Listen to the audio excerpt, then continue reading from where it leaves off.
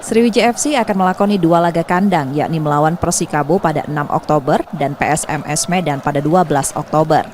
Penyelenggara pertandingan mengingatkan supporter untuk menjaga keamanan selama laga berlangsung, baik di dalam maupun di luar Stadion Gelora Sriwijaya Jakabaring Palembang.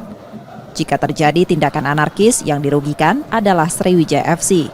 Mereka juga mengingatkan bahwa sanksi dan denda dari Komisi Disiplin PSSI dapat dijatuhkan jika ada tindakan yang merugikan selama pertandingan. Saya rasa untuk seluruh supporter yang kebetulan cinta dengan sepak bola, hobi dengan sepak bola, manakala memang niatnya mau menonton ke Stadion Jakabaring itu, niatlah sebagai penonton yang baik.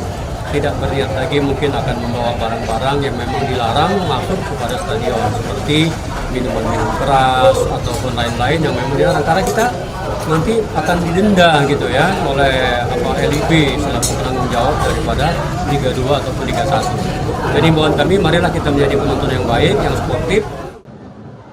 Sebelumnya Sriwijaya FC mendapatkan sanksi akibat tindakan anarkis dari supporter saat menghadapi PSKC Cimahi. Nur Muhammad, Kompas TV, Palembang, Sumatera Selatan.